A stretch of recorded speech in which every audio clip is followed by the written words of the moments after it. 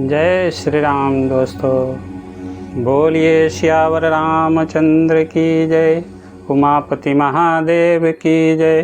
पवन सुत हनुमान की जय। दोस्तों, मैं लाल बाबू और आप देख रहे हैं मेरा YouTube चैनल लाल बाबू भक्ति ज्ञान। दोस्तों, पिछले वीडियो में हमने पठन पाठन किया था दोहा नंबर 35 से 40 तक। आज हम दोहा नंबर 41 से आगे पठन पाठन करेंगे।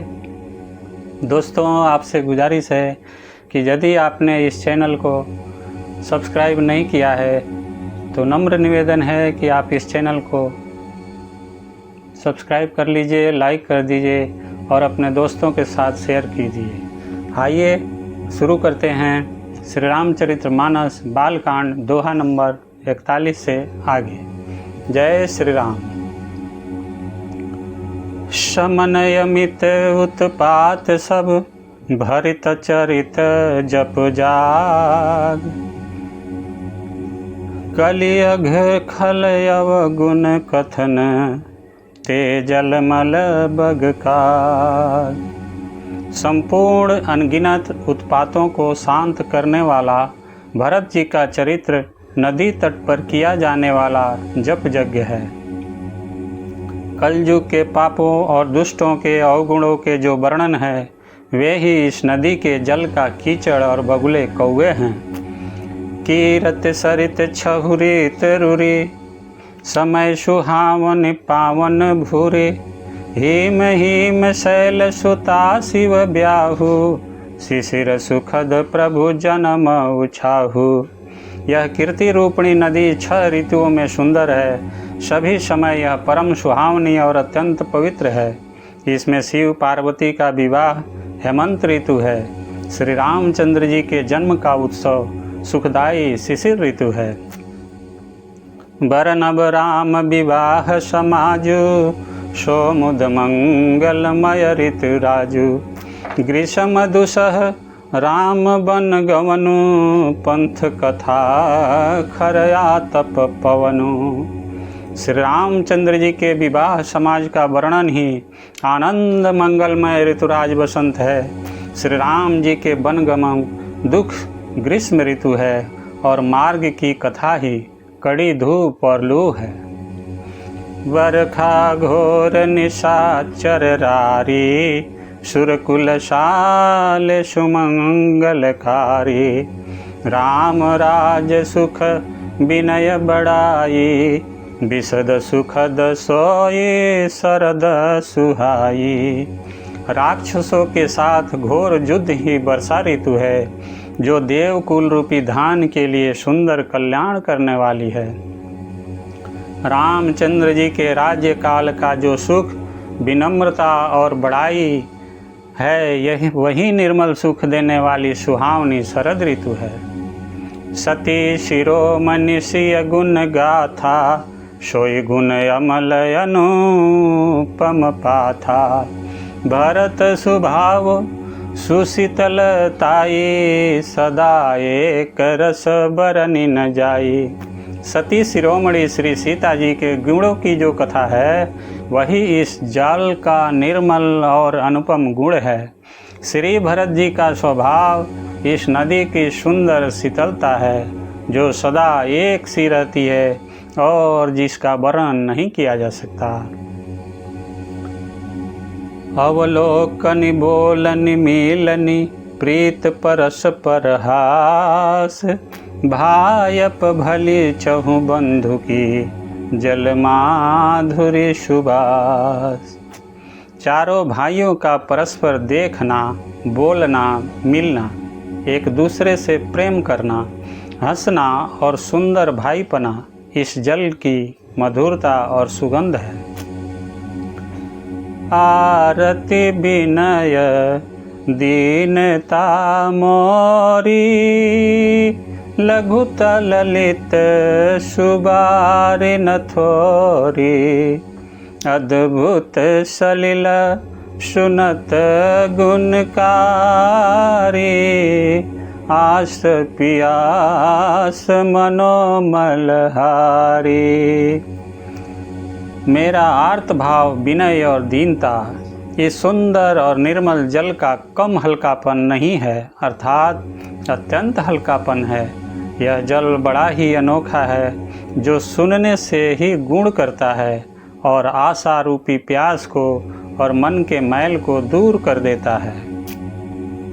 राम सुप्रेम ही पोषत पानी, हरत सकल कलि कलुष गलानी। भव श्रम शोषक तोषक तोषा, शमन दुरित दुख दारिद दोषा। यह जल श्री रामचंद्र जी के सुंदर प्रेम को पुष्ट करता है, कलयुग के समस्त पापों और उनसे होने वाली गलानी को हर लेता है, संसार के जन्म मृत्यु रूप श्रम को सोख लेता है, संतोष को भी संतुष्ट करता है और पाप ताप दरिद्रता और दोषों को नष्ट कर देता है। काम कोह मद मोह नसावन, विमल विवेक विराग बढ़ावन।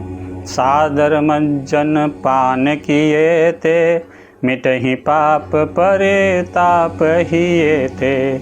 यह जल काम क्रोध मद और मोह का नाश करने वाला है और निर्मल ज्ञान और वैराग्य को बढ़ाने वाला है। इसमें आदरपूर्वक स्नान करने से और इसे पीने से हृदय में रहने वाले सब पाप ताप मिट जाते हैं। जिन यही वारिन मानस धोए, ते कायर कले काल बिगोए। त्रिसित निरखी रवि कर भव बारी, फिर ही मृग जिम जीव दुखारी। जिन्होंने इस राम सुजस रूपी जल से अपने हृदय को नहीं धोया, वे कायर कलिकाल के द्वारा ठगे गए हैं। जैसे प्यासा हिरन सूर्य की किरणों के रेत पर पड़ने से उत्पन्न हुए जल के भ्रम को वास्तविक जल समझकर पीने को दौड़ता है और जल न पाकर दुखी होता है, वैसे ही वे कलयुग से ठगे हुए जीव भी विषयों के पीछे भटक कर दुखी होंगे। मति अनुहारे सुबारे गुण, गन गनी मन अनवाय। सुमिरि भवानी शंकर ही, कह कवि कथा सुनाए। तुलसीदास जी कहते हैं कि अपनी बुद्धि के अनुसार इस सुंदर जल के गुणों को विचार कर, उसमें अपने मन को स्नान कराकर और श्री भवानी शंकर को स्मरण करके कवि तुलसीदास सुंदर कथा कहता है। अब रघुपदी पद पंकरु, ही धरि पाई प्रसाद। कहूँ जुगल मुनिवर कर, मिलन सुभग संवाद। मैं अब श्री रघुनाथ जी के चरण कमलों को हृदय में धारण कर और उनका प्रसाद पाकर दोनों श्रेष्ठ मुनियों के मिलन का सुंदर संवाद वर्णन करता हूँ। भारद्वाज मुनि बसहि प्रयागा, तिनहि राम पदयति अनुरागा। तामस समदम दया निधाना, परमारथ पथ परम सुजाना। भारद्वाज मुनि प्रयाग में बसते हैं। उनका श्री राम जी के चरणों में अत्यंत प्रेम है। वे तपस्वी, निगृहित चित्त, जितेंद्रिय, दया के निधान और परमार्थ के मार्ग में बड़े ही चतुर हैं। माघ मकर गत रवि जब होई, तीर्थ पति ही आव सब कोई। देव तनुज किन्नर नर श्रेणी, सादर मंजहि सकल त्रिवेणी। माघ में जब सूर्य मकर राशि पर जाते हैं, तब सब लोग तीर्थराज प्रयाग को आते हैं। देवता, दैत्य, किन्नर और मनुष्यों के समूह सब आदर पूर्वक त्रिवेणी में स्नान करते हैं। पूज ही माधव पद जल जाता, परसिय खय बटु हरस ही गाथा। भारद्वाज आश्रम अति पावन, परम रम्य मुनिवर मन भावन। श्री वेणी माधव जी के चरण कमलों को पूजते हैं और अक्षय वट का स्पर्श कर उनके शरीर पुलकित होते हैं। भारद्वाज जी का आश्रम बहुत ही पवित्र, परम रमणीय और श्रेष्ठ मुनियों के मन को भाने वाला है।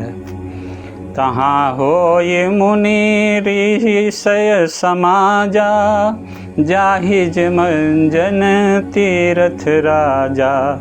मज्ज ही प्राप्त समेत उछाहा, कहीं परस्पर हरि गुण गाहा। तीर्थराज प्रयागों में जो स्नान करते हैं, उन ऋषि मुनियों का समाज वहाँ भारद्वाज के आश्रम में जुड़ता है। प्रातः काल सब उत्साह पूर्वक स्नान करते हैं और फिर परस्पर भगवान के गुणों की गाथाएं कहते हैं। ब्रह्म निरूपण धर्म विधि, बरन ही तत्व विभाग। कहाँ ही भगति भगवंत के, संयुत ज्ञान विराग। बोलिए सियावर रामचंद्र की जय। ब्रह्मा का निरूपण, धर्म का विधान और तत्वों के विभाग का वर्णन करते हैं तथा ज्ञान वैराग से युक्त भगवान की भक्ति का कथन करते हैं। आगे तुलसीदास जी कहते हैं, यही प्रकार भरी माघ नहाई, पुनि सब निज निज आश्रम जाहि। प्रति संबत अति होई अनंता, प्रति संबत अति होई अनंदा। मकर मज्जि गव नहीं मुनि वृंदा। तुलसीदास जी कहते हैं कि इसी प्रकार माघ के महीने भर स्नान करते हैं और फिर सब अपने अपने आश्रमों को चले जाते हैं। हर साल वहाँ इसी तरह बड़ा आनंद होता है। मकर में स्नान करके मुनिगण चले जाते हैं। एक बार भरी मकर नहाए, सब मुनीश आश्रमन सिधाए। जाग बलक मुनि परम विवेकी, भारद्वाज राखे पद टेकी। एक बार पूरे मकर भर स्नान करके सब मनुष्यर अपने अपने आश्रमों को लौट गए। परम ज्ञानी याज्ञवल्क्य मुनि को चरण पकड़कर भारद्वाज जी ने रख लिया। सादर चरण सरोज पखारे, अति पुनीत आसन बैठारे। करी पूजा मुनि सूज सुब खानी, बोले अति पुनीत मृदुबानी। आदर पूर्वक उनके चरण कमल धोए और बड़े ही पवित्र आसन पर उन्हें बैठाया। पूजा करके मुनि याज्ञवल्क्य जी के सुजस का वर्णन किया और फिर अत्यंत पवित्र और कोमल वाणी से बोले। तुलसीदास जी लिखते हैं, नाथ एक संसव बड़ मोरे, करगत वेद तत्व सबु तोरे। कहत सो मोहि लागत भय लाजा, जौन कहूँ बड़ होई काजा। तुलसीदास जी लिखते हैं कि हे नाथ, मेरे मन में एक बड़ा संदेह है। वेदों का तत्व सब आपकी मुट्ठी में है, अर्थात आप ही वेद का तत्व जानने वाले होने के कारण मेरा संदेह निवारण कर सकते हैं। पर उस संदेह को कहते मुझे भय और लाज आती है। भय इसलिए कि कहीं आप यह न समझें कि मेरी परीक्षा ले रहा है। लाज इसलिए कि इतनी आयु बीत गई, अब तक ज्ञान न हुआ, और यदि नहीं कहता तो बड़ी हानि होती है, क्योंकि अज्ञानी बना रहता हूँ। संत कहहि असी नीत प्रभु, श्रुति पुराण मुनि गाव। होई न बिमल बिमेक उर, गुरसन किए दुराव। हे प्रभु, संत लोग ऐसी नीति कहते हैं और वेद पुराण तथा मुनिजिन भी यही बतलाते हैं कि गुरु के साथ छिपाव करने से हृदय में निर्मल ज्ञान नहीं होता है।